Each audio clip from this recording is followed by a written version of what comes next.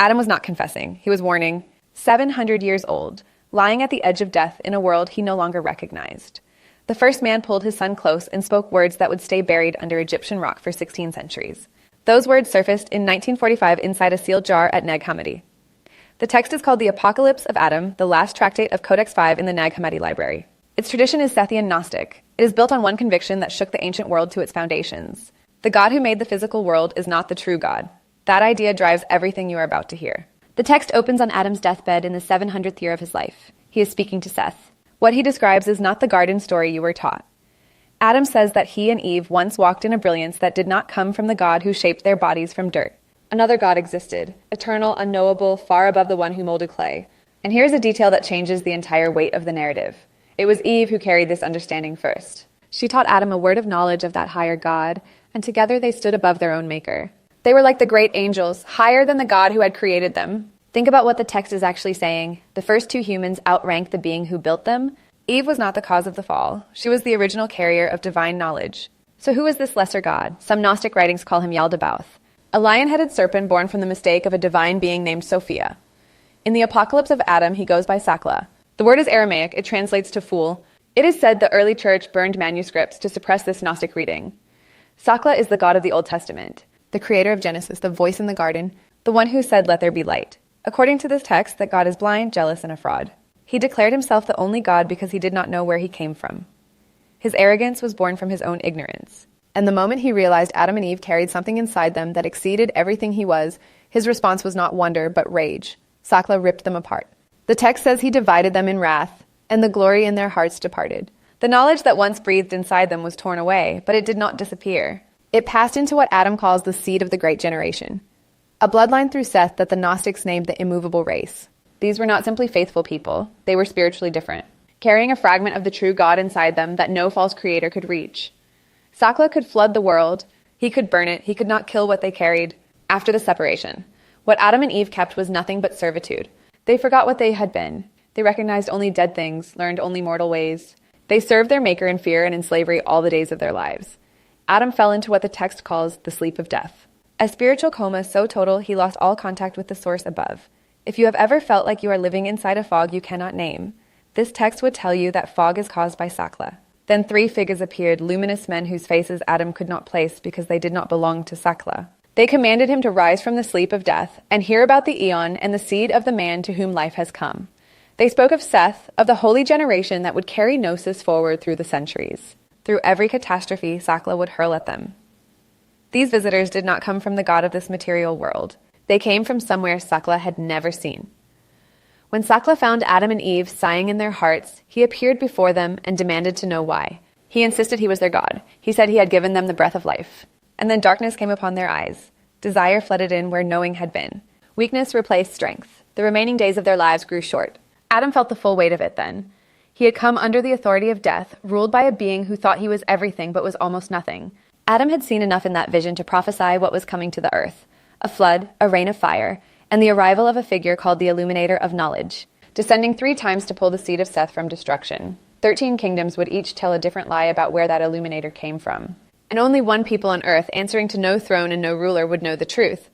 Adam called them the generation without a king. And what he told Seth about them, about the flood and the fire and the Illuminator and the 13 lies told about him, is the subject of part 2.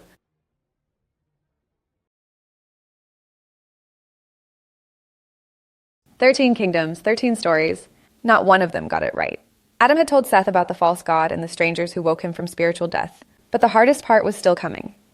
Adam had been shown the future, and it was a cycle of annihilation aimed at Seth's descendants. The immovable race. Sakla wanted them erased. The first assault is water. Adam prophesies that Sakla will drown the world. But before the flood reaches the holy seed, angels descend on clouds and carry them beyond his grip. When the waters recede, Sakla hands the earth to Noah, whom the text also calls Deucalion, the same name the Greeks gave their own flood survivor.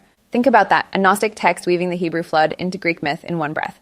Noah divides the earth among Ham, Japheth, and Shem, commanding them to serve Sakla in fear all their days. Not everyone obeys. 400,000 from Ham and Japheth's line walk away.